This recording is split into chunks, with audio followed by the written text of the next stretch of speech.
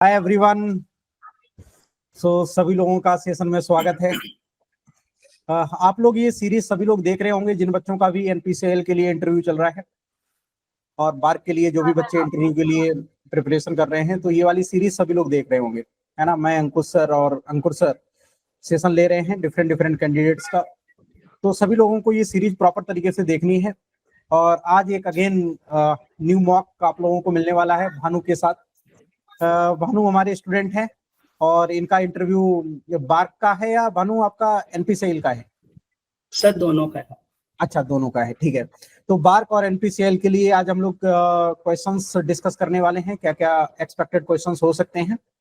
मैं और अंकुश sir session में एज अ पैनल काम करेंगे और भानु एज अ एस्पिरेंट यहाँ पर रहेंगे, जिनसे क्वेश्चनिंग होगी और भानु आंसर देंगे। जितने भी बच्चे सेशन में हैं, है ना, सभी लोग लर्निंग वाले मोड में रहेंगे। जो भी चीजें आप लोगों को लगता है कि आप उसका आंसर नहीं दे पा रहे हैं, तो सभी लोग उसको पेन पेपर पर राइट डाउन कर लेंगे, अपने एंड से ट्राई करेंगे आंसर देने का। तब हम लोगों का भी एक्सप्लेनेशन देख लेंगे, उस हिसाब से चीजें आप लोगों को लर्न करनी है। चलो फिर सेशन को स्टार्ट करते हैं। तो Bhanu, tell me about yourself. Yes sir. So good morning, sir. My name is Bhanu Yadav. I am from Varanasi, Uttar Pradesh. I have done my BTech from NIT Jalandhar and I have done my MTech from IIT Kharagpur. And that's all about me. IIT Kharagpur से आपने MTech किया? MTech में Yes, placement? Yes sir, placement हुआ था sir. मैं गया नहीं, मैं गेट को थोड़ा ज्यादा प्रेफर किया। अच्छा, किस में प्लेसमेंट हुआ था? सर आकाश इंस्टीट्यूट। अच्छा, कितना पैकेज था? पैकेज सर 7.5 था, 1 लाख इंक्रीमेंट था एवरी ईयर। अच्छा, तो आपने मतलब उसको एक्सेप्ट ही नहीं किया ऑफर? नहीं सर। ओके, ठीक है। तो your main target is NPCL और BARC? Yes sir. Okay. So this year आपकी रैंक कितनी थी, गेट रैंक? सर 79। 17?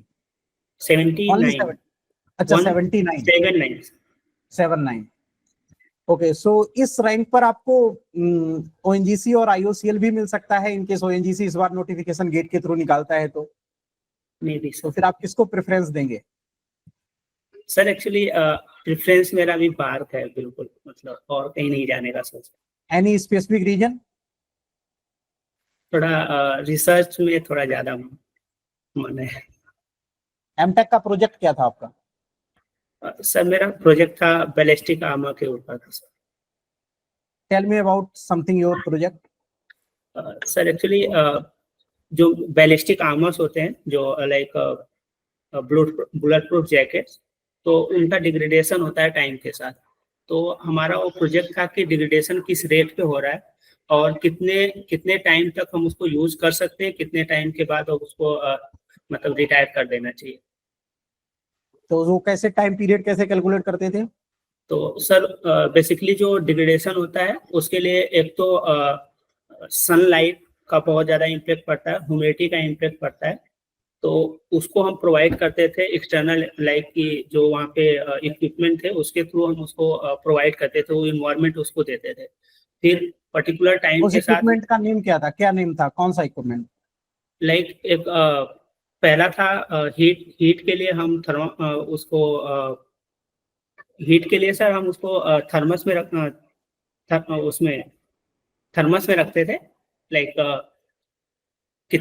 जितने पर्टिकुलर टेम्परेचर पे रखते थे, लाइक 75, और फिर उसके बाद इंक्रीज करते थे 100, फिर 120, ऐसे कि 75 डिग्री सेल्सियस पे कितना रेट है रिएक्शन का। लाइक कि कोई भी अगर डिग्रेडेशन हो रहा है पर्टिकुलर, लाइक बॉन्ड अगर ब्रेकेज हो रही है, तो 75 डिग्री सेल्सियस पे कितना रेट से बॉन्ड ब्रेक हो रहा है। तो बॉन्ड ब्रेकेज हम पर्टिकुलरली फाइंड आउट करते थे कि उसके मॉलिक्यूलर जो जैसे पॉलीमर है, पॉलीमर का अगर बॉन्ड ब्रेकेज होगा तो मॉलिक्यूलर वेट चेंजेस होगी, मॉलिक्यूलर वेट चेंज होगा उसका, एक लीनियर जो होता है। तो उससे हम फाइंड आउट करते थे। विस्कोमीटर यूज करते थे मॉलिक्यूलर मास फाइंड आउट करने के लिए। फिर उसके बाद जो सन रे है उसके लिए सर इक्विपमेंट का नाम नहीं याद आ रहा है। कोई बात नहीं। तो इक्विपमेंट है उसमें हम उसको जो अपना पॉलीमर है उसको रखते थे, पॉलीकार्बोनेट था, तो पॉलीकार्बोनेट को उसमें रखते थे। फिर वो मीडियम प्रोवाइड करते थे सन वाला, तो उसके थ्रू देखते थे कि उसके बॉन्डेज में क्या क्या चेंजेस हो रहे हैं, तो उसके बॉन्डेज के बेसिस पे, बॉन्ड ब्रेकेज के बेसिस पे हम डिफाइन करते थे कि हाँ इसका सर्विस लाइफ इतना है और इतना। Okay. So tell me about your favorite subjects. Sir, first is heat transfer. First is the heat transfer operation, right? Yes, sir. First is heat transfer. Second one is CRE. Then third one is mass transfer. Fourth one FN. Everyone are saying heat transfer their favorite subject all time. ये Sir, actually easy subject है, इस वजह से आप लोग favourite subject बताते हो, या इसमें इंटरेस्ट है आपका हीट ट्रांसफर में? एक्चुअली गेट में इसका थोड़ा वेटेज है. Why your not favorite subject is mass transfer compared to heat transfer? Sir actually mass transfer में थोड़ा सा टफनेस इंक्रीज हो जाता है, और गेट में हीट ट्रांसफर की क्वेश्चन भी काफी मतलब 10 मार्क्स 12 मार्क्स के आ जाते हैं, तो उससे लोग थोड़ा हम लोग ज्यादा पढ़ते हैं, तो टफनेस थोड़ा सा मास ट्रांसफर के रेस्पेक्ट में थोड़ा सा कम है इसका हीट ट्रांसफर का, समझ में भी अच्छे से आता है, इसलिए थोड़ा फेवरेट बन जाता है. क्या डिफरेंस है मास ट्रांसफर और हीट ट्रांसफर में? क्या डिफरेंस है? हीट ट्रांसफर में बेसिकली हम पढ़ते हैं कि हीट का ट्रांसफर, लाइक कि higher temperature to lower temperature में हीट ट्रांसफर हो रहा है, उसके बारे में स्टडी करते हैं. मास ट्रांसफर में मास का ट्रांसपोर्ट होता है, उसके बारे में स्टडी करते हैं. उसके बारे में क्या स्टडी करते हो मास ट्रांसपोर्ट हो? कि लाइक कि एक पर्टिकुलर पोजीशन, लाइक कि हमें कंसंट्रेशन चेंज कहीं पे, लाइक कि अगर मास ट्रांसफर हो रहा है तो कंसंट्रेशन चेंज होगा, तो अगर पर्टिकुलर लाइक एक पॉइंट से दूसरे पॉइंट पे अगर कंसंट्रेशन चेंजेज है, तो जो सेल्यूट मॉलिक्यूल्स है, सेल्यूट मॉलिक्यूल्स ट्रांसफर होंगे वन पॉइंट से अदर पॉइंट, तो उसके कंसंट्रेशन में चेंजेस होंगे, वही हम फाइंड आउट करते हैं कितने रेट से कंसंट्रेशन चेंज हो रहा है, कितना रेट है उसका कंसंट्रेशन चेंज होने का. Okay. So both are the unit operation process or unit process? So unit operation process. Like unit operation और mass unit transfer. process में क्या difference है? Tell me the difference about the unit operation and unit process.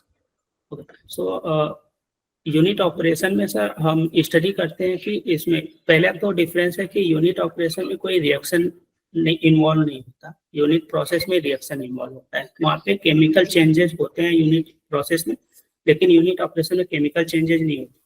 जैसे mass transfer के case में करें तो extraction process है, जहाँ से हम एक मॉलिक्यूल्स को एक मास का फ्रैक्शन, लाइक ए है बी है, तो ए मॉलिक्यूल्स को ए बी का एक सोल्यूशन है, तो ए को हम किसी दूसरे सोल्यूशन में लेके जा रहे हैं, लेकिन उसका ए का जो प्रॉपर्टी है वो चेंज नहीं हो रहा है, ए अपना प्रॉपर्टी खुद रखा हुआ है जो है उसका. आपने एब्जॉर्प्शन पढ़ा है, right? Yes sir. Absorption with chemical reaction आपने पढ़ा है? एब्जॉर्प्शन पढ़ा होगा, एडजॉर्प्शन पढ़ा होगा? No sir. एब्जॉर्प्शन में भी रिएक्शन, लाइक सर रिएक्शन में हेल्प करता है, लाइक कोई लाइक कैटलिस्ट है, कैटलिस्ट के ऊपर जाके एब्जॉर्प्शन अगर है तो कैटलिस्ट के ऊपर जाके मॉलिक्यूल्स अटैच होते हैं, लेकिन रिएक्शन नहीं होता. जो मॉलिक्यूल्स जैसे कैटलिस्ट सरफेस है, यहाँ पे ए मॉलिक्यूल्स आके उस पे एब्जॉर्ब हुआ है, तो वो ए मॉलिक्यूल्स ए ही रहेगा, चेंज नहीं होता जब तक कोई दूसरा उसको रिएक्ट ना करे. तो एब्जॉर्प्शन में कोई रिएक्शन नहीं होता. एब्जॉर्प्शन यूनिट ऑपरेशन है प्रोसेस. नहीं, एडजॉर्प्शन का क्या मीनिंग है? Absorption is the surface phenomena, right? Yes sir. तो वो सरफेस आपकी कैटलिस्ट ना होकर कोई नॉर्मल सरफेस भी हो सकती है, तो कोई भी मॉलिक्यूल उसके ऊपर इनकेस अटैच हो रहा है, उसके ऊपर कांटेक्ट में आ रहा है, तो वहां पर रिएक्शन हो सकती है ना.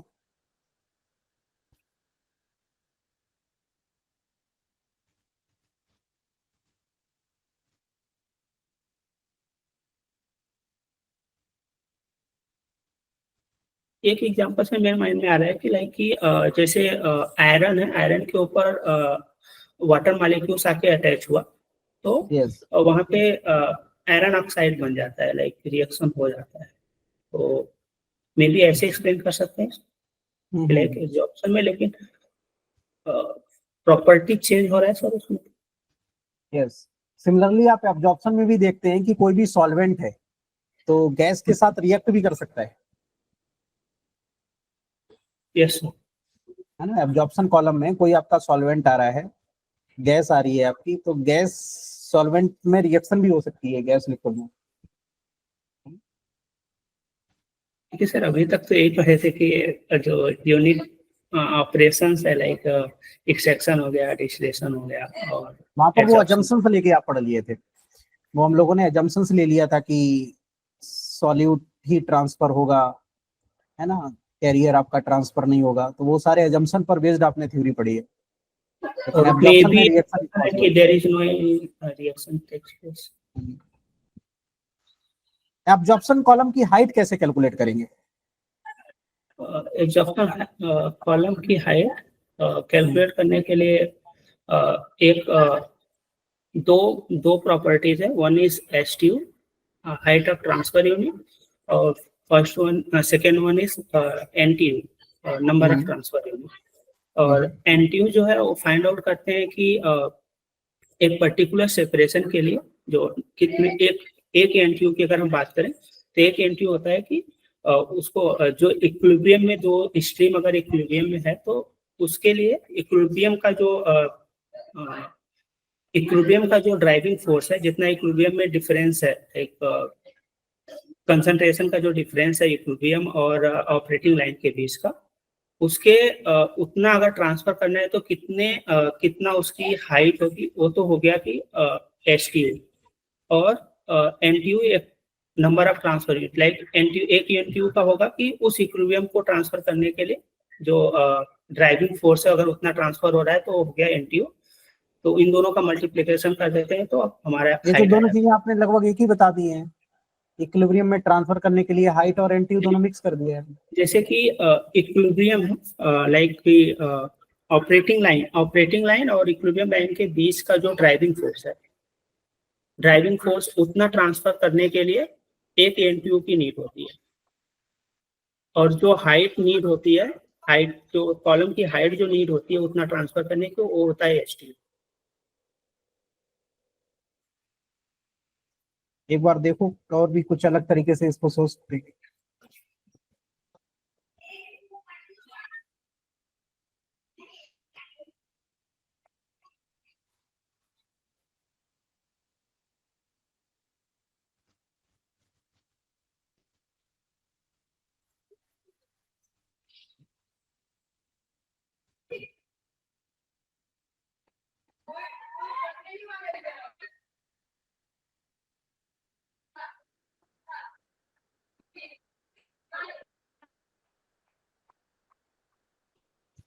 तो height of transfer unit flow rate वगैरह पर भी तो डिपेंड करेगी, ये तो आपने कुछ मेंशन ही नहीं कर रहे हो। फ्लो रेट कैसा है ना, पैकिंग मटेरियल कैसा है, उस पर भी डिपेंड करेगा कितना हाइट रखना है, राइट। तो सर जैसे तो उससे रिलेटेड करके कुछ बताओ।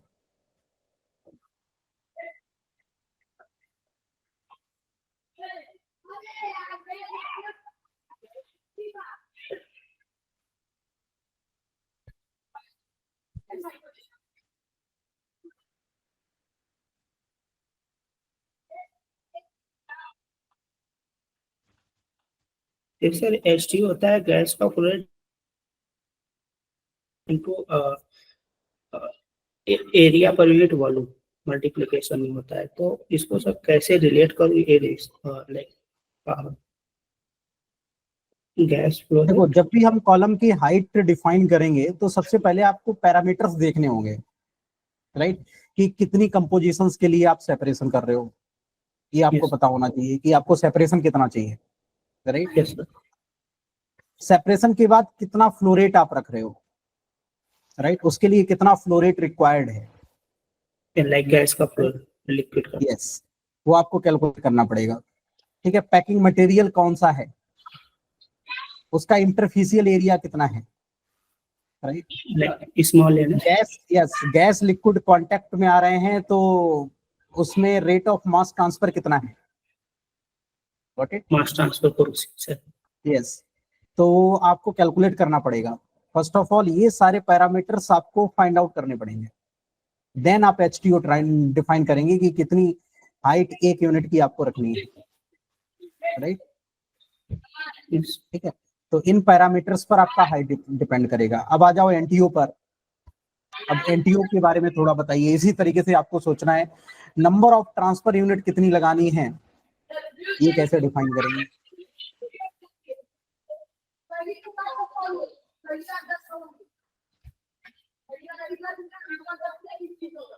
नंबर ऑफ ट्रांसफर यूनिट कैसे लिया सर? जैसे कि हमारा जो क्वेश्चन सर वैसे मिरर में दिख रहा है सर? यस यस दिख रहा है, दिख रहा है, सर जो यस ये यस वाला दिख रहा है, दिख रहा है, यस यस ये फॉर्मूला है। यस सर, ये y2 यहाँ से से यहाँ तक y1 आपको तक। सेपरेशन चाहिए। हाँ, ओके, तो और ये सर आप यहाँ इक्विलिब्रियम का रिलेशन कहाँ से लेकर आओगे? सर इक्विलिब्रियम का जो एब्जॉर्प्शन है, बेसिकली एब्जॉर्प्शन के केस में इक्विलिब्रियम फिनोमेना है नहीं एब्जॉर्प्शन, तो उसके लिए बहुत लॉन्ग जो भी बहुत ज्यादा टाइम हमें देना पड़ता है उसको इक्विलिब्रियम में लाने के लिए, जो फिनोमेना है लाइक नहीं, एब्जॉर्प्शन। आपका ये मैंने देख लिया कि आपने बोला कि एक पर्टिकुलर सेपरेशन के लिए मुझे एनटीयू चाहिए। अब उस Yes. Separation NTU actually calculate करने के लिए आपको इक्विलिब्रियम रिलेशन भी फाइंड आउट करना होगा। तो वो Yes, sir. इक्विलिब्रियम डेटा कहाँ से लेकर आओगे? मैक्सिमम सेपरेशन कितना हो रहा है और एक्चुअल सेपरेशन कितना हो रहा है, उसके बीच में आपको रिलेशन चाहिए होगा, राइट? Yes, sir. तो तो सब एक्चुअल सेपरेशन तो आपको पता चल रहा है कि यहाँ से यहाँ तक मेरे को सेपरेट करना है। अब वो मैक्सिमम सेपरेशन कितना पॉसिबल है पर्टिकुलर गिवन कंडीशन पर, तो मैक्सिमम सेपरेशन आप कैसे लेकर आएंगे, वो रिलेशन आप कैसे डेवलप करेंगे? Yes, sir. उसके लिए सर लाइक कि हम इक्विलिब्रियम जो रिलेशन है उसको फाइंड आउट करने के लिए जो भी सोल्यूशन हमें फीड का सोल्यूशन है उसको लेंगे, और ओके, जिसमें हमें एब्जॉर्प्शन कराना है उसको ऐसे लाइक कि अगर इस यहाँ पे एक सोल्यूशन है, इसमें एब्जॉर्प्शन यस कराना यस है, यस, इसके ऊपर गैस होगा, तो इसको सफिशिएंट टाइम देंगे जो एब्जॉर्प्शन होगा, तो यहाँ से एक रिलेशन हमें मिलेगा कि इतना मेरा लाइक कि जितना हम सोल्यूशन का कंपोजिशन लिए थे उसके रेस्पेक्ट में कितना एब्जॉर्प्शन हुआ है, तो यहाँ से एक रिलेशन मिल जाएगा y और x का। करेक्ट।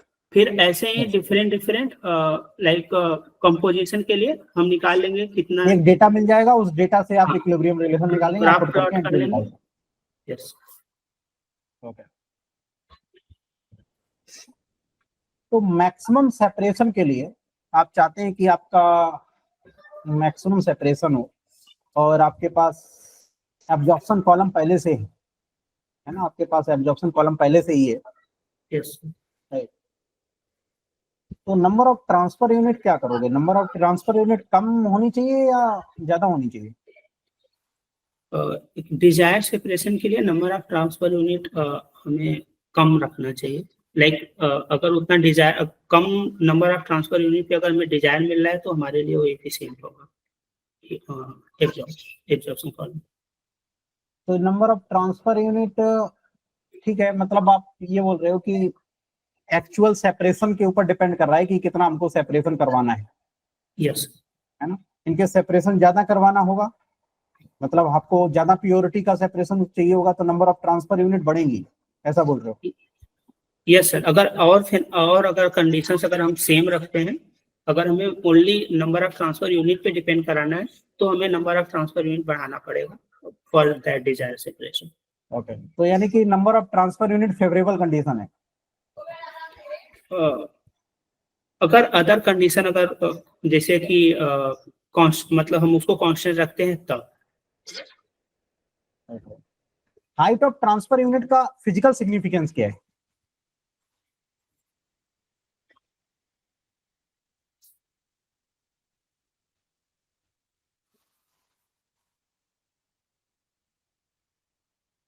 जैसे क्या शो करता कोरिलेट, है, मतलब आप फॉर्मूले से ना सोचिए, ऐसे कोई पूछे कि भैया हाइट ऑफ ट्रांसफर यूनिट ये चीज शो कर रही है, तो वो आपको बताना है। तो height of transfer unit show कर रहा है कि लाइक कि जैसे कि हमें एक पर्टिकुलर सेपरेशन चाहिए, लाइक कि y1 से y2 तक एक सेपरेशन चाहिए, तो उस सेपरेशन को करने के लिए हमें कितने हाइट का एब्जॉर्प्शन वो तो एनटीयू हो कॉलम गया। चाहिए। एनटीयू सर उसमें इंक्लूड होगा ना, नंबर ऑफ एनटीयू तो अलग अलग होंगे, बहुत सारे एनटीयू मिलके फिर हाइट इस पर तो डिपेंड ही नहीं कर रही है ना। हाइट तो कितना, हाइट तो इस पर, हाइट तो पैकिंग मटेरियल पर डिपेंड कर रही है, कितना आप डंप कर रहे हो।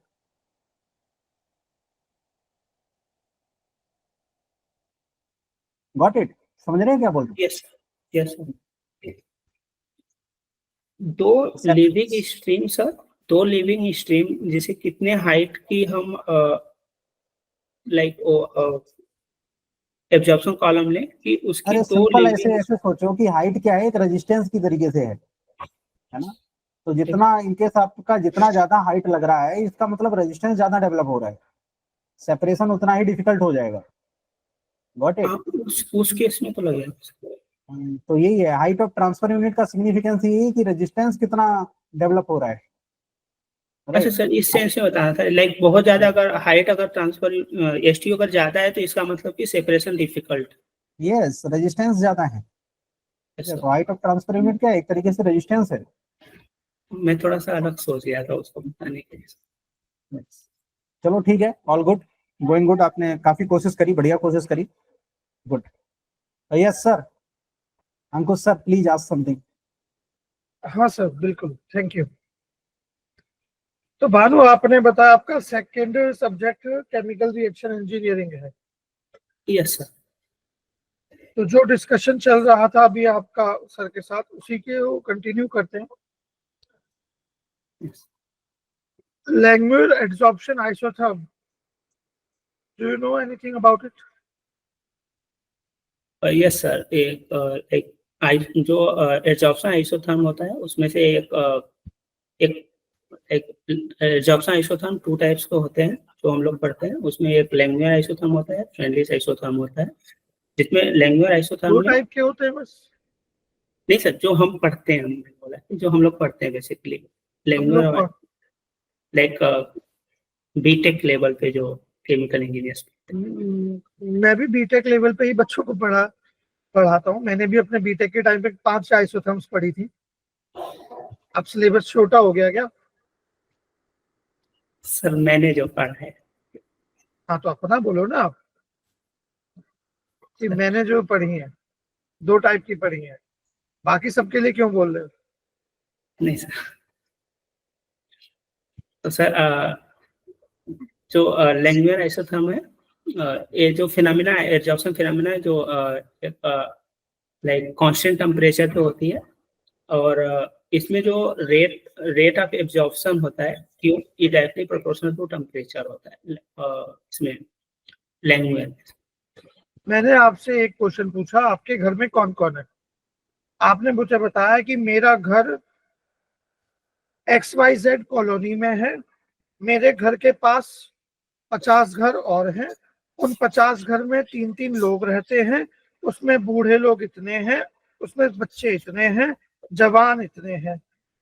मेरे सामने वाला जो घर है उसमें आज दोपहर में ब्रेकफास्ट बना था। पर मेरा क्वेश्चन क्या था, आपके घर में कौन रहता है? आपने अपने घर का छोड़ के पूरे कॉलोनी के बारे में सब कुछ बता दिया। मेरा क्वेश्चन क्या था, मैंने आपसे जो पूछा? लैंगमुइर आइसोथर्म क्या है? और आप मुझे क्या बता रहे हो? आइसोथर्म के बारे में, एड्सॉर्प्शन आइसोथर्म के बारे में, इक्विलिब्रियम के बारे में, रेट ऑफ एड्सॉर्प्शन के बारे में, जैसे एक्चुअली जो Langmuir friendly isotherm. Adsorption isotherm के बारे में, अपने बीटेक के सिलेबस के बारे में। I am not interested in story, I am interested in the answer. Do you know about language adsorption isotherm? Yes or no? Recall कर सकते हैं थोड़ा सा। See, you are in interview here, not in a revision class. Can you answer what is language adsorption isotherm? I am repeating for the 3rd time. No sir, फिलहाल नहीं। Okay. हो गए nervous? ये बार्क इंटरव्यू है, ऐसा होगा वहां, इसलिए थोड़ा ध्यान रखना, समझे भानु जी? वहां पे जाके 2 क्वेश्चन स्टार्टिंग में वो आपसे पूछेंगे, आपको कंफर्टेबल करने के लिए, जैसे ही आप रूम में एंटर करोगे। और फिर जब आप कंफर्टेबल हो जाओगे वो आपसे डिस्कशन शुरू करेंगे। एंड द मोमेंट आपने कुछ इधर उधर की कहानी बनाना शुरू किया, जैसे मेरे साथ आपने किया था, और पूरी दुनिया की बात आपने करना शुरू कर दी थी। इंटरव्यू रूम में आप अपने लिए गए हो, पूरी दुनिया के लिए, या पूरी केमिकल इंजीनियरिंग कम्युनिटी के लिए? खुद के तो हम लोग पढ़ते हैं का क्या मतलब है? मैंने पढ़ा है, ये बोलो ना कि 2 आइसोथर्म पढ़िए या 4 पढ़िए या 10 पढ़िए, अपना बोलो। दूसरा क्वेश्चन क्या था, बस उसका आंसर करो। बात लैंग्वेज की हो रही है, आप फ्रेंड लिक पे चले गए। अब आप खुद फ्रेंड लिक पे चले गए तो आप एक क्या कह रहे होंगे, आ बैल मुझे मार। हमारे यहाँ कहावत चलती है ना यूपी में, आ बैल मुझे मार। आप वो काम कर रहे हो। लैंग्वेज के बारे में उन्होंने पूछा तो वो लैंग्वेज का सवाल कर सकते हैं, आपने फ्रेंडली इंक्लूड कर दिया तो वो फ्रेंड लिख के भी कर सकते हैं। तो 2 आइसोथर्म एक साथ अगर डिस्कस होंगी, आप क्या करोगे? नेक्स्ट क्वेश्चन उनका होगा, अच्छा आप ऐसा कोई सिनेरियो बताओ where we can apply Langmuir absorption and Freundlich isotherm both together. Then next question could be like, okay, what is the difference in language and friendly adsorption isotherm? What are the real life examples? कुछ भी इस तरह की चीज है। फिर आप उससे पूछ सकते हैं, इंडस्ट्री में ऐसा सिनेरियो बताओ जहां पे लैंग्वेज को यूज ना करके फ्रेंडली यूज करते हैं, या फिर फ्रेंडली यूज ना करके लैंग्वेज करते हैं, आप बता सकते हो? तो फिर क्यों दावत दे रहे हो ट्रेवल्स को? ठीक है, और वहां पे एक पर्सन होता है पैनल में जो आपको मेंटली स्ट्रेस देने का ट्राई करेगा। ठीक है, जैसे मैंने अभी दिया, आप हो गए एकदम नर्वस खत्म। अब मैं आपसे आपका नाम भी पूछूं, शायद आप ना बता पाओ कॉन्फिडेंस के साथ, समझ रहे हो? तो बाहर के इंटरव्यू, एनपीसीआई इंटरव्यू नॉलेज के टेस्ट नहीं है, वो तो बात की बात, उन्हें पता है नॉलेज है आप लोगों को, तभी तो रिटन क्वालिफाई किया है, गेट क्वालिफाई किया है, वहां पे आए हो। वहां पे बस वो टेस्ट होता है आपके कैरेक्टर का। आपने बोला ना रिसर्चर बनना है, इस प्रोफाइल के लिए जाओ आप, साइंटिस्ट प्रोफाइल के लिए। साइंटिस्ट का मतलब इन्वेंशंस, एक्सपेरिमेंट्स करते हैं, एक्सपेरिमेंट्स में फेल भी होते हैं, और एक एक्सपेरिमेंट किया उसमें फेल हुए, क्या फिर आप दोबारा एक्सपेरिमेंट करने की हिम्मत रखते हो?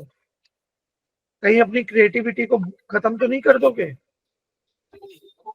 समझ रहे हो? तो वही इंटरव्यू में होगा। बोलो वहां पे आपको, अगर आप कहीं स्टक हुए तो वो आपको हिंट भी देंगे।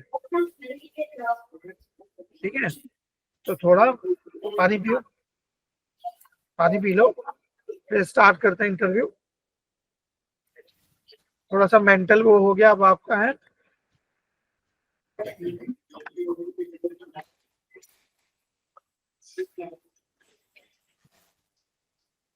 अभी जो कुछ सेकंड पहले आपने मेरे फील किया होगा ना, वो फील याद रखना। तो बार को एनपीसीएल में ऐसी कहानियां मत बनाना, वहां पे तो हमसे भी बहुत बड़े बड़े विद्वान बैठे हैं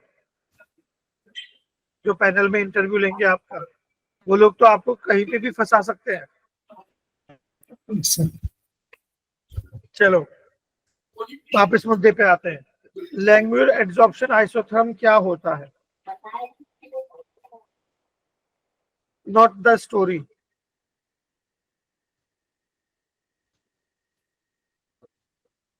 बुक पढ़ा होगा ये आपने बुक में, तो सबसे पहले क्या पढ़ा था इन आइसोथर्म्स में? उसके बाद उनका मैकेनिज्म। यस, तो यही तो बताना है, आप क्यों हाँ बाकी चीजें बताने लगे? एजम्पशंस बताओ एलए आइसोथर्म के।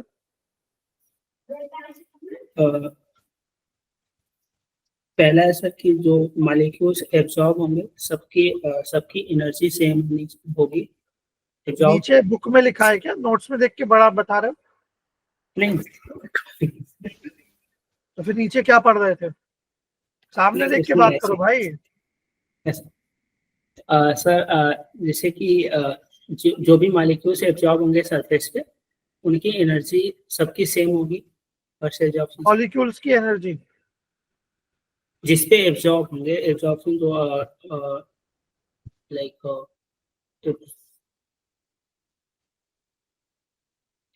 साइड एक्टिव साइड्स, साइड जो होगा एक्टिव साइड, उसके एनर्जी सभी मॉलिक्यूल्स के लिए एक्टिव साइट से same। मेरा मतलब जहाँ पे मॉलिक्यूल्स आके एब्जॉर्ब, कहाँ पे आके एब्जॉर्ब हो रहे हैं? मेरी बॉडी में? सरफेस पे। कौन सी सरफेस? सर, लिक्विड की सरफेस? कैटलिस्ट भी यूज, कैटलिस्ट के सरफेस, कैटलिस्ट यूज कर सकते हैं, कैटलिस्ट के सरफेस पे आके मॉलिक्यूल से। पर मास ट्रांसफर में तो हम ये कहते हैं L isotherm is not suitable for chemical reactions. तो कैटलिस्ट कहाँ से आ गया फिर उसमें? कैटलिस्ट तो केमिकल रिएक्शंस में आता है।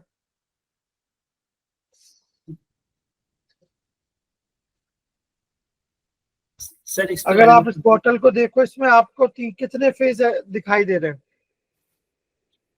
Total? Liquid and air, 2 phase. और ये बॉटल क्या है? सॉलिड। तो कितने फेज हो गए?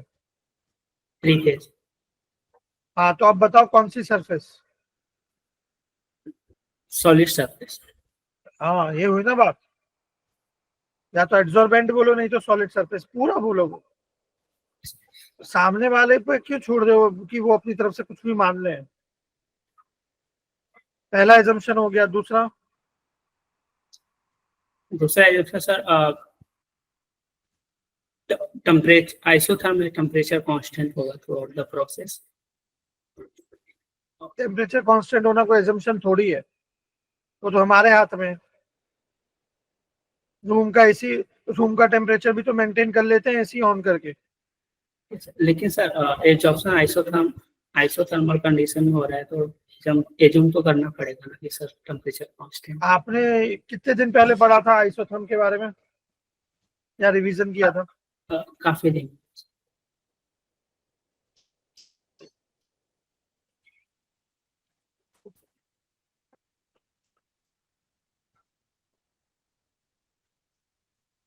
सॉरी,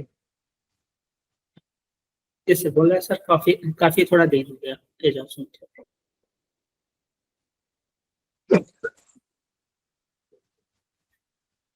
कितने दिन पहले पढ़ा था आपने उसके बारे में? गेट से पहले।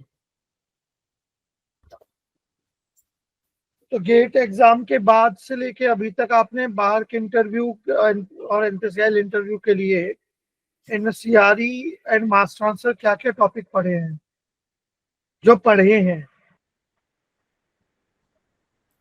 चलो सीआरई की बात कर लेते हैं। कौन से टॉपिक्स पढ़े? सीआरई में सर ऑलमोस्ट पढ़ ही गया है सर, थोड़ा बचा हुआ। लास्ट का बताओ, ऐसे रेले, आपने जो रेले जॉब। मुझे क्या पता आपके सीआरई की लास्ट में आपका क्या बचा है। मैं सिलेबस लेके थोड़ी बैठा हूँ इंटरव्यू में। हेट्रोजीनियस का सर लास्ट का थोड़ा बचा। हेट्रोजीनियस लास्ट का थोड़ा सा। कब है आपका इंटरव्यू?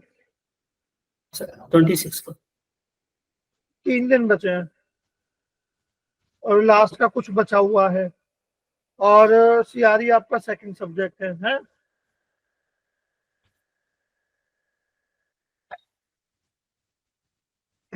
लैंग्वेज एब्जॉर्प्शन आइसोथर्म जो आपने मास ट्रांसफर में पढ़ा है, उसमें आपने पढ़े होंगे 3 assumptions।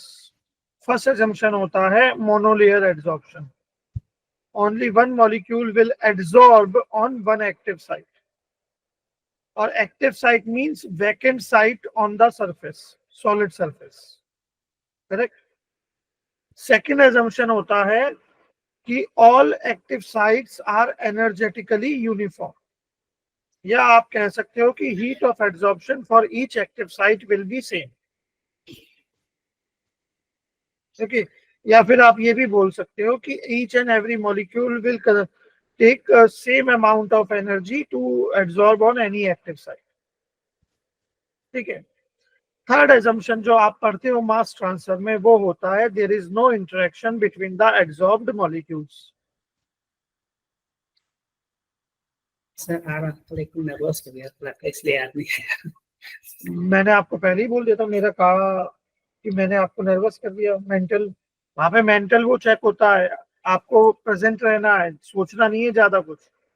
हमेशा ध्यान रखो आपने जो पढ़ा है, अगर आप ये बताओ, आपने जो भी चीजें पढ़ी हैं खुद से, चाहे वो बुक से पढ़ी हो, नोट से पढ़ी हो, या क्लासेस के थ्रू, कैसे भी, आपको क्या लगता है कि वो आपने सही पढ़ी है या गलत पढ़ी है? सही पर। अगर आपकी आंखों के सामने से कोई चीज पास हो रही है, सपोज जैसे आपको मेरे पीछे बैकग्राउंड में दिख रहा होगा बार्क मॉक इंटरव्यू सेशन, तो इसे जब आप पढ़ोगे तो आप क्या पढ़ोगे? बार्क मॉक इंटरव्यू सेशन ही पढ़ोगे या इसे कुछ और पढ़ लोगे? सही, यही पढ़ा। तो आपको अपने सेंसेस पे बिलीफ है ना कि मैंने जो भी पढ़ा है वो सही पढ़ा होगा, यस। तो फिर नर्वस क्यों हो रहे हो? अगर सामने वाला कुछ बोल भी रहा है तो नर्वस क्यों होना? नर्वस होके क्या होगा? नुकसान ही होगा ना, फायदा तो नहीं है। यस। तो फिर क्यों टेंशन लेना? होने के लिए कुछ है वहां पे? नहीं सर।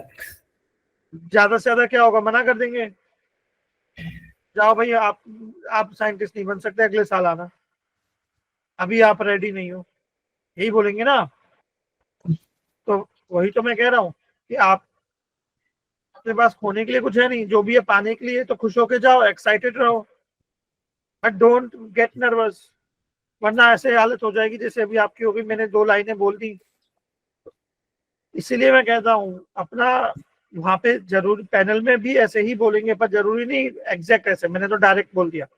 वहां पे थोड़ा घुमा फिरा के बोलेंगे अच्छे से, आपको बिल्कुल जैसे होता है ना बकरे को हलाल करने से पहले खातिरदारी करते हैं, ऐसे करेंगे। अगर आपने कुछ ओवर स्मार्टनेस दिखाई या कुछ स्टोरी लाइन मोड में चले गए, आप स्टोरी टेलिंग मोड में, तो इस तरह से वो क्वेश्चन पूछ पूछ के धीरे धीरे आपको लेके जाएंगे उस लेवल पे कि आप खुद फील करोगे अच्छा कुछ तो हुआ है मेरे साथ। 4 साल 5 वर्ष लोगों ने मेरे को परेशान किया है, टॉर्चर किया है, फिर बाहर आके आप बोलोगे कि बाहर का इंटरव्यू बहुत मुश्किल होता है। इसलिए कह रहा हूँ पॉइंट टू पॉइंट आंसर देना, स्टोरी में मत जाओ, ठीक है? और जब भी जैसा फील हो कि मैं नर्वस हो रहा हूँ, पानी हो हाँ होगा, दे विल ऑफर यू, पानी पी लो, और 1-2 मिनट के लिए, कुछ सेकंड्स के लिए, वहाँ इंटरव्यू के टाइम तो नहीं, कुछ इंटरव्यू के टाइम तो आप 1-2 मिनट के लिए नहीं कर सकते, पर कुछ सेकंड्स के लिए आंखें बंद करके take the deep breaths, relax, ठीक है? करो आंखें बंद, लंबी सांसें लो 1-2 बार, थोड़ा अच्छा फील करो। हो गया रेडी? Yes sir. अच्छा फील हो रहा है?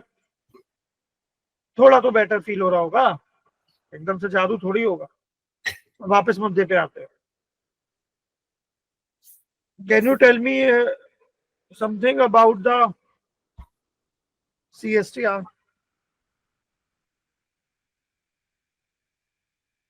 सर CSTR में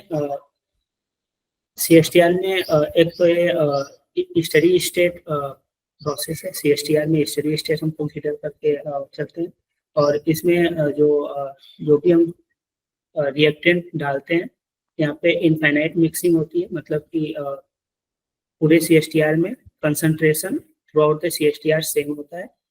परफेक्ट, बढ़िया, कैरी ऑन, जितना कुछ बता सकते हो और जल्दी ये बताओ। सर कॉन्टिन्यूअस प्रोसेस है, continuous inlet and continuous outlet process है। जो कुछ भी बता सकते हो सब बता दो, जितना भी बता सकते हो।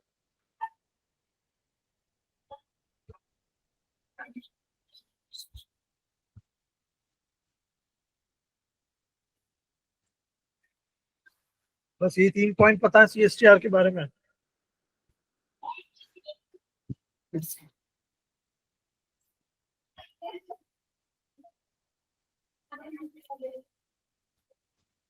आप मुझसे पूछो ये सवाल, सपोज आप एक पैनल में हो, मैं कैंडिडेट हूँ, आप मुझसे पूछो कि टेल मी अबाउट CSTR, पूछो। Sir, tell me about CSTR. CSTR sir stands for continuous stirred tank reactor, which is a cylindrical tank in which feed is entered from one side, product is leaving from the other side. It operates at a steady state condition. The mixing is uniform inside the reactor. There is a impeller, okay, and the feed concentration is CA0. And because of the uniform concentration within the reactor and at the outlet remains same. Okay, and feed concentration is CA0, product concentration is suppose CA. So the moment feed enters the reactor, its concentration drops from CA0 to CA. That means a very fast or rapid concentration drop is there.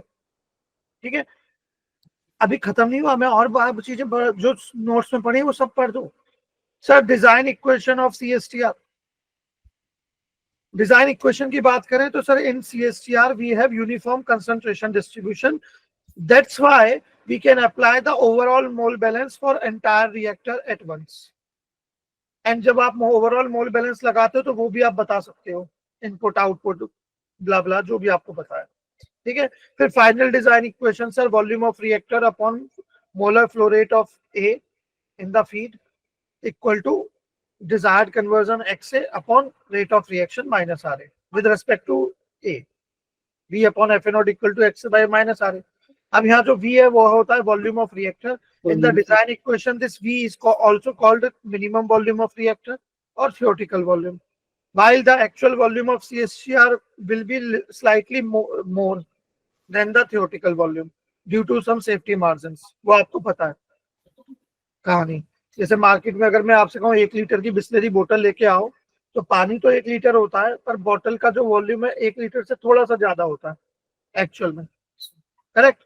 अब sir ये volume calculate कैसे करते हैं उसके ऊपर वो आपसे सवाल पूछ सकते हैं. ठीक है, तो क्वेश्चन क्या था, tell me something about CSTR. तो जितनी भी चीजें जो आपके कंट्रोल में हैं, जो आप एक्सप्लेन कर सकते हो, वो सब CSTR का बता दो. मैं आगे डिजाइनिंग में नहीं गया क्योंकि मैं फंस सकता हूँ, वरना यहाँ मैं CSTR की आगे डिजाइनिंग वाली बातें भी बता सकता था.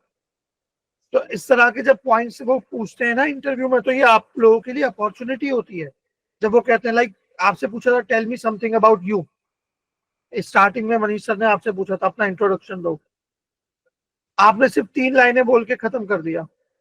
आपने बीटेक कहाँ से की है, आपने एमटेक कहाँ से कर रहे हो, आपका प्रोजेक्ट और आपका नाम, इसके अलावा आपने कुछ नहीं बताया इंट्रोडक्शन में. बाद को मैं सर को पूछना पड़ा आपके लिए कि भाई बार्क में क्यों आना चाहते हो, गेट में रैंक क्या है.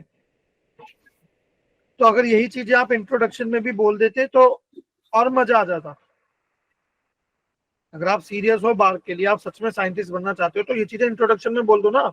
उन्हें क्या पता आप कौन हो, आपका नाम, बीटेक, ये सारी चीजें तो वैसे भी उनके पास है डेटा अवेलेबल, आपने फॉर्म में फिल किया होगा.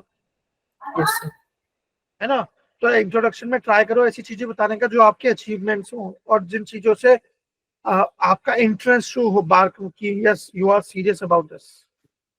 जैसे CSTR जितनी चीजें थियोरेटिकली बता सकते हो, डिजाइन इक्वेशन बता दो. अबाउट CSTR जो जानते हो सब बता. तो डिजाइन तक भी कर दे अगर उन्होंने बोला कि, अगर आप उसे एक्सप्लेन कर सकते हो तो उसे भी बता दो. हाँ सर, कर तो सकते हैं, सारा कर सकते हैं जितना, मतलब फॉलो अप क्वेश्चंस को आंसर कर सकते हो तो बता दो. रुको मत, क्यों रुक रहे हो, उन्हें बोलने दो कि बस करो भाई, रुक जाओ. जब क्योंकि उन्होंने ही ऐसा क्वेश्चन पूछा है ना, ये हर इंटरव्यू में होता है. वो एक्चुअली चेक करना चाहते हैं कि आप किस एक्सटेंट तक नॉलेज रखते हो. तो जितना डीप, जितना डिटेल में आप इन चीजों को बता पाओगे, पॉइंट वाइज, स्टोरी मोड में नहीं, पॉइंट वाइज. सर डेरिवेशन तो लिख के बताना पड़ेगा. मास बैलेंस अगर मैं करूंगा CSTR पे तो लिख के बताना पड़ेगा ना कि इसका फाइनल इक्वेशन ऐसे आ रहा है. आपकी चॉइस है, उनसे पूछ लेना कि sir can I drive. Panel में होगे तो वहां पूछ लेना. If they will provide you paper pen और a board, generally they do, they ask for the derivations. Yes sir. Actually sir आपने CSTR पे तो मैं उसकी कैरेक्टरिस्टिक जो 3 थे वो बता दिया, उसकी डेरिवेशन मिला, यही सब चीजें बतानी ना. Characteristics, perfect mixing, back mixing होती है. अभी नहीं अगर आप एक्सप्लेन कर सकते हो, ये टर्म्स यूज कर सकते हो. इनका फॉलो अप क्वेश्चन अगर आप बता पाओ, ठीक है. तो ये अब क्वेश्चन ध्यान से समझो. What tell me about CSTR, ये क्वेश्चन मैंने पूछा था, तो जितना आता है सब बताओ। बट अगर क्वेश्चन ये होता व्हाट इज CSTR, तो वहां फिर मुझे ये सारी बताने की जरूरत नहीं, वहां मुझे फिर सिर्फ रिएक्टर के बारे में बताना होता कि सर व्हाट इज CSTR में। CSTR मेरा कंटिन्यूअस स्टर टैंक रिएक्टर होता है, एक सिलेंड्रिकल टैंक होता है जिसके अंदर इंपेलर होता है, कंटिन्यूअस इनलेट और आउटलेट होता है फीड और प्रोडक्ट का, और यूनिफॉर्म मिक्सिंग होती है। जितना मैंने बताया 3 पॉइंट उतना चाहिए। यस, ये इस क्वेश्चन का आंसर है। ठीक है, तो इस तरह से चीजें देखनी। और नर्वस, देखो वहां पैनल में 4-5 लोग हैं, एक आदमी होगा जो आपको नर्वस करने का ट्राई कर सकता है to check your mental strength, कि आप नर्वस मोमेंट्स में कितना एक्टिवली आंसर कर पा रहे हो स्ट्रेस कंडीशंस में। ठीक है, जैसे मैंने किया, बट आप फिर भी थोड़ा बहुत आंसर कर पाए। ओके, तो ये चीजों का ध्यान रखना। और एक वहां पे पैनल में ही आपको एक पर्सन होंगे जो हिंट भी देने का ट्राई करेंगे। जब आपसे कोई क्वेश्चन पूछा गया है, आप आंसर कर रहे हो, अगर आप कहीं स्टक हो गए एंड तो they can give you the hint. तो आपको अवेयर रहना पड़ेगा कि आपको सबकी बातें सुननी है, चल क्या रहा है। जो आपसे सवाल पूछा सिर्फ उसकी बात नहीं सुननी, आसपास जो बाकी हैं उनकी भी ध्यान रखना है कि वो लोग क्या बातें कर रहे हैं, क्योंकि वही लोग हिंट भी दे रहे होंगे। तो अगर आप वो हिंट कैच कर पा रहे हो तो आप फिर आंसर कर दोगे। और यही उन्हें चाहिए कि हिंट लेने के बाद, मतलब अगर कहीं स्टक हो गए तो हमने थोड़ी सी हेल्प की तो क्या ये आंसर कर पा रहा है, मतलब अगर हमने उंगली पकड़ाई तो क्या ये हाथ पकड़ लेगा या नहीं। अगर पकड़ लेगा तो मतलब अच्छा है, चांस हो गया सेलेक्ट। अगर उंगली पकड़वाने के बाद भी नहीं कर पा रहा तो फिर चलो छोड़ो भाई, अगली बार आना। ये बार्क है। NPCIL में से एक कदम आगे चले जाते हैं, वहां पे आपसे फिर थोड़ा सा न्यूक्लियर और थोड़ा सा आपका प्रोजेक्ट, जैसे सर ने स्टार्टिंग में प्रोजेक्ट की बात की, क्योंकि NPCIL में होती है, बार्क में इतनी नहीं होगी। बार्क में बहुत ही रेयर है कि वो प्रोजेक्ट की बात करें, बट NPCIL में हो सकती है, वहां बहुत ज्यादा प्रोबेबिलिटी है। समझ रहे हो, तो आपको हर तरह से चीजें वो करनी होती हैं। अब इसी में ये भी आता है कि आपका जो प्रोजेक्ट है, जो आपने बताया अपने इंट्रोडक्शन में और बाकी चीजों में भी, तो ये प्रोजेक्ट कैसे हेल्प करेगा आपको। ठीक है, तो आपके प्रोजेक्ट के बारे में अच्छे से प्रिपेयर रखना, क्योंकि प्रोजेक्ट के बारे में आप अच्छे से बताओगे तो ये तो एक तरह से आपके लिए वो है ना, काइंड ऑफ आपका डेमो, कि मैंने एमटेक में 6 महीने मेरे को एक प्रोजेक्ट मिला था रिसर्च के लिए, मैंने उस पर अच्छे से काम किया, I know each and everything about my project. इसका मतलब जब आप लोगों के पास में आऊंगा तो यहाँ पे भी अगर मुझे कोई प्रोजेक्ट या वो कुछ मिलेगा तो उस पर भी मैं बहुत ईमानदारी से और अच्छे से काम करूंगा। ठीक है, हो सकता है इंटरव्यू में due to nervous movement sir मैं आंसर नहीं कर पा रहा कुछ चीजों का, but I am hard working, dedicated and honest and all these things, you know, जैसे भी बोलते हैं। एमटेक का भी तो इंटरव्यू हुआ होगा ना आपका शायद। Yes sir. बस ठीक है, तो यही है। बाकी फीडबैक मैंने आपको बताई दिया सारी चीजें इन डिस्कशन के साथ ही। बस अपना थोड़ा ध्यान रखना और नर्वस होने की जरूरत नहीं है, सामने वाला कुछ बोल भी रहा है कोई बात नहीं, ये ध्यान रखो interview is for your testing. तो नर्वस नहीं होना है और एक्साइटेड भी नहीं होना है, नॉर्मल रहना, न्यूट्रल, क्योंकि एक्साइटमेंट में हम कई गलती कर सकते हैं, नर्वस होके तो यू नो, तो न्यूट्रल रहने का ट्राई करना है। अभी 3 दिन है, मैं सजेस्ट करूंगा कुछ इस तरह के डिस्कशन आप अपना करो, मिरर होगा, मिरर के सामने बैठ के क्वेश्चन आंसर करो खुद से, खुद ही इंटरव्यूअर बन जाओ, खुद ही कैंडिडेट बन जाओ और उसे मोबाइल में रिकॉर्ड कर लो, तो आपको पता भी, और बाद में देखोगे तो आपको पता चलेगा क्या मिस्टेक हो रही है, क्या कहाँ इंप्रूवमेंट की गुंजाइश है। ठीक है, बाकी आपकी आंसर देने का जो तरीका है, बाकी चीजें वो अच्छी है। ये चीज मुझे बहुत अच्छी लगी कि आप क्वेश्चन सुनने के बाद तुरंत आंसर नहीं कर रहे, आप कुछ सेकंड लेते हो, सोचते हो, फिर आंसर करते हो। ठीक है, बस कहानी मोड में मत जाना, क्योंकि बीच में मुझे लगा शायद maybe due to lack of focus और वो कंसंट्रेशन लैप्स हो गया, क्या हुआ जब मैंने क्वेश्चन पूछा पता नहीं क्या बताने लग गए। एक्चुअली सर जब आपने क्वेश्चन पूछा ना तो मैं वो लेके आ रहा था लाइक कि हाँ आइसोथर्म ये होता है 2 टाइप्स के होते हैं, मुझसे तो आपने ये आइसोथर्म को क्यों बता रहे हो? आपसे आइसोथर्म अगर जानना होगा वो सीधा पूछेंगे, what do you understand by adsorption isotherm. मेरा क्वेश्चन था लैंग्वेज एड्सॉर्प्शन आइसोथर्म के बारे में, आप ले आए फ्रेंड लिख को बीच में। ये अब सर उसके वो बाद गलती जो मुझे क्वेश्चन पूछना था मैं पूछ ही नहीं पाया।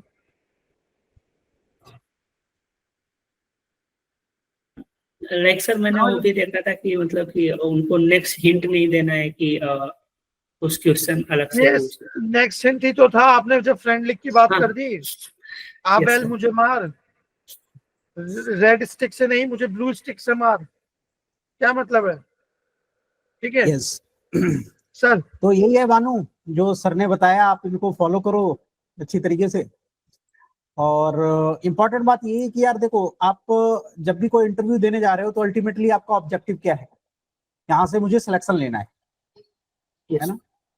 आपको ना तो अपनी नॉलेज शो करनी है, ना तो कुछ शो करना है। जो जो रिक्वायर्ड चीजें हैं वही आपको दिखाना है। ओवर स्मार्ट तो बननी ही नहीं है किसी को भी, है ना।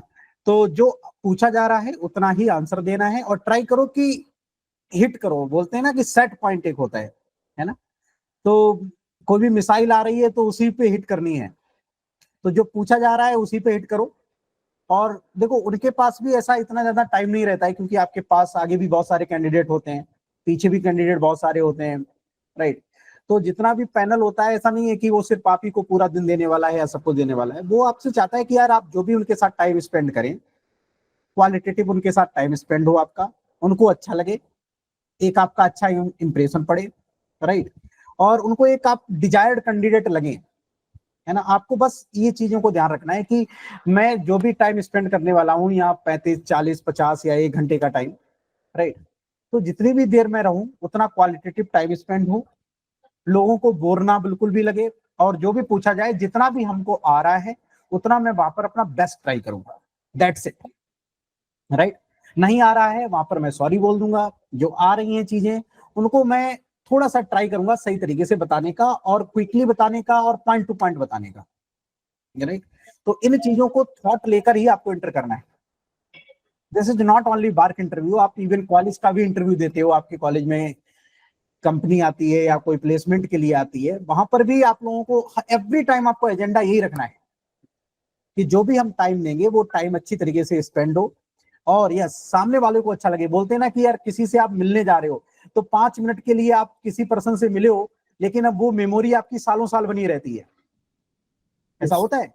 कोई आपका फ्रेंड मिला हो या कोई आपसे एक नया पर्सन मिला हो, ट्रैवलिंग में मिला हो, उसकी मेमोरी आप लॉन्ग टाइम तक याद रखते हैं, है ना। वो सिर्फ आपके 5 मिनट मिला है, क्योंकि 5 मिनट में ना उसने ऐसा इंप्रेशन आपके ऊपर छोड़ दिया कि आप उसको लॉन्ग टाइम तक याद रख रहे हो। वही है इंटरव्यू का भी कमाल, है ना। इंटरव्यू में भी आप ये समझो कि इतनी देर के लिए मेरी मीटिंग हो रही है, राइट, और ये हमको अपना बना लें, ठीक है। तो इस एजेंडा के साथ आपको एंटर करना है। बाद बाकी यार देखो, ठीक है, नॉलेज कम होने पर भी लोगों का सिलेक्शन हो जाता है, राइट।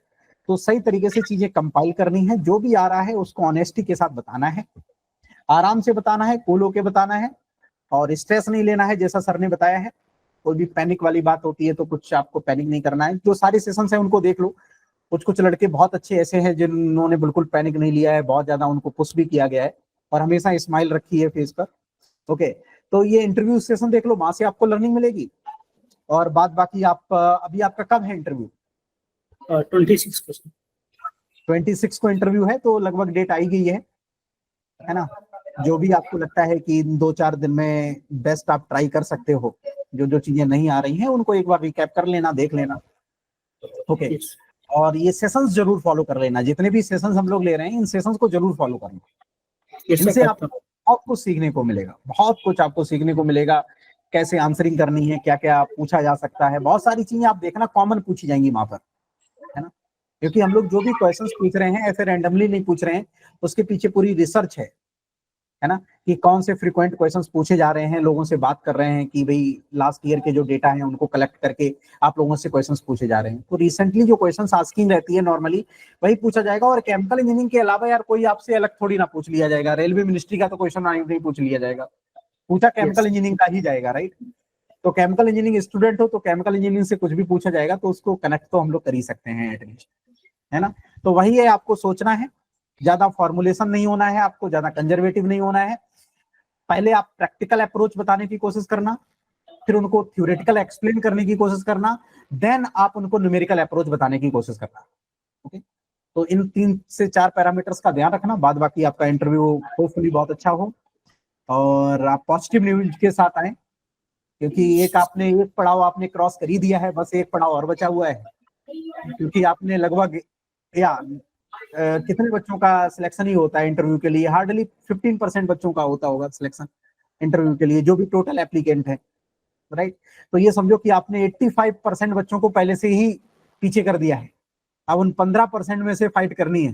तो जो भी 5% या 10% बच्चे लिए जा रहे हैं उनमें आपका नाम हो, है ना। तो आप इस कॉन्फिडेंस के साथ एंटर करेंगे, जब मैं 85% लोगों को पीछे कर सकता हूँ, उनको मैं क्रॉस कर सकता हूँ, तो यार जो बचे हुए बच्चे हैं इनमें भी फाइट करके आगे निकल जाएंगे। तो पॉजिटिव एटीट्यूड के साथ आपको एंटर करना है और ये सोचो कि हमें जाना है तो सिलेक्शन लेकर आना है ना, ये एटीट्यूड आपका होना चाहिए। यस, चलो फिर, है ना। और भी सेशंस हम लोगों के आप लोग देखना, वॉच करना और सारी चीजें आपको मिलेंगी, ठीक है। तो आपके इंटरव्यू के लिए ऑल दी बेस्ट, बहुत अच्छा करो और पॉजिटिव न्यूज के साथ आप मैसेज करो। All the best Bhanu. Thank you sir.